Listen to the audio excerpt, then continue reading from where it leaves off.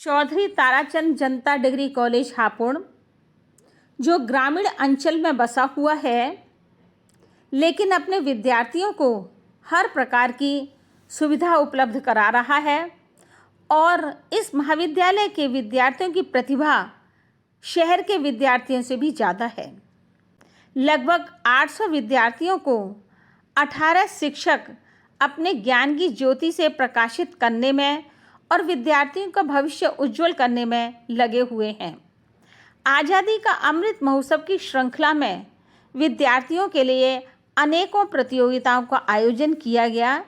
इन प्रतियोगिताओं में poster making and waste material articles competition आयोजित किए गए। सभी शिक्षकों के अथक प्रयासों के परिणाम स्वरूप अनेक अच्छे स्तर की प्रतियोगिताएं आयोजित की गईं, जिनमें विद्यार्थियों ने बढ़ चढ़कर हिस्सा लिया और अपनी प्रतिभा का प्रदर्शन किया। विद्यार्थियों ने ज्वलंत समस्याओं जैसे वायु प्रदूषण, जल प्रदूषण, पृथ्वी बचाओ, पेड़ों को काटने से बचाओ, पर्यावरण समस्या, no use of plastic, save energy conservation समस्याओं को रंगों के माध्यम से कागज पर उकेरा। सभी विद्यार्थियों का प्रयास बहुत सार्थक थे।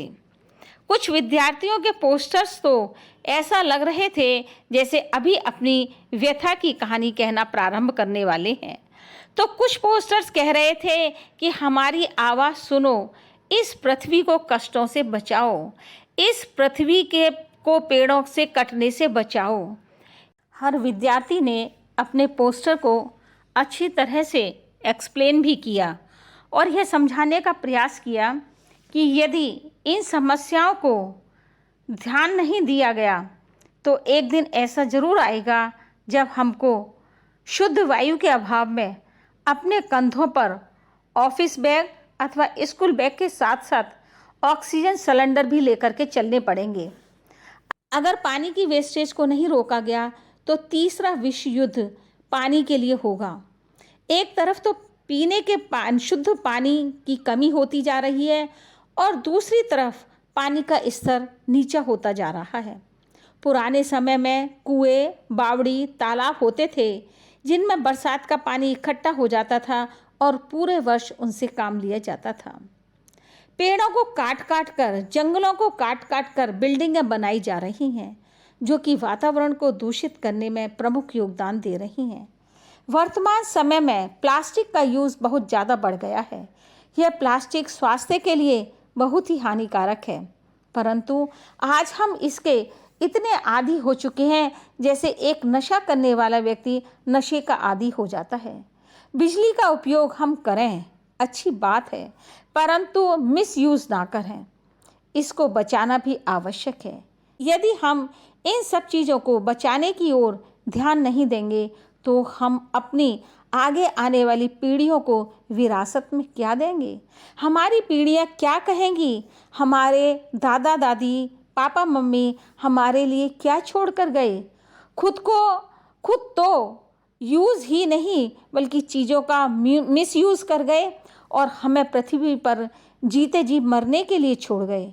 ना तो यहाँ ठीक प्रकार से सांस ले सकते हैं, ना शुद्ध जल पी सकते हैं, ना शुद्ध खाना खा सकते हैं और ना ही चैन से जी सकते हैं।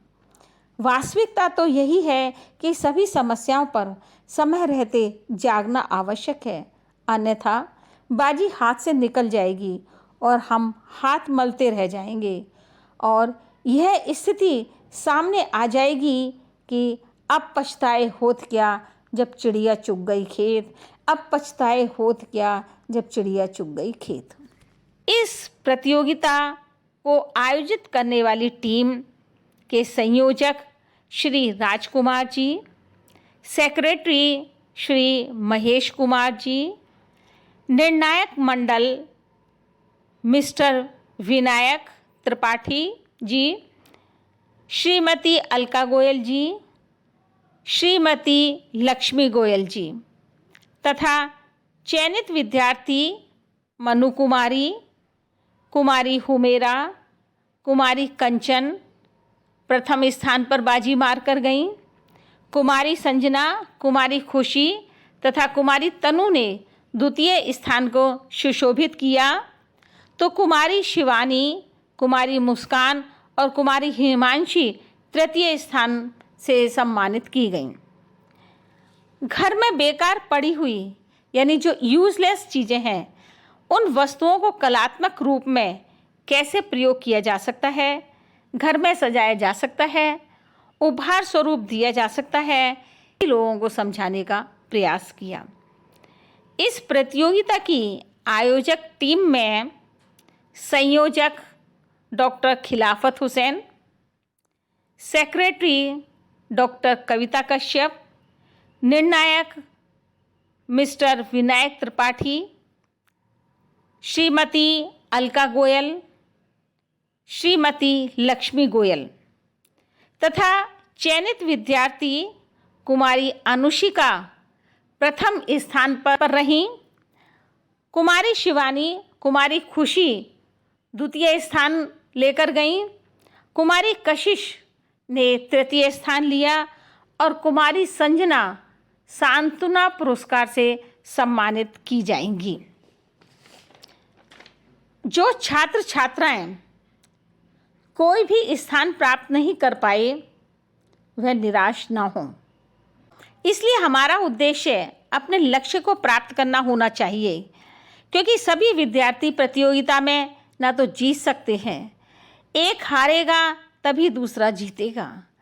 प्रिय विद्यार्थियों, अपनी हार से घबराना नहीं, क्योंकि करोड़ों की भीड़ में इतिहास मुट्ठी भर लोग ही बनाते हैं, वह रचते हैं इतिहास जो पराजय से नहीं घबराते हैं। कभी भी ऐसी सोच नहीं रखनी चाहिए कि मुझे किसी भी प्रतियोगिता में बिना मुकाबला किए हुए अव्वल स्थान प्राप्त हो जाए, बल्कि सोच ऐसी रखो कि जिस प्रतियोगिता में भाग लूं उसी में ही कुछ ना कुछ स्थान प्राप्त करूं, क्योंकि जो अपने हुनर पर विश्वास रखते हैं वही मंजिल पर पहुंच कामयाब होते हैं।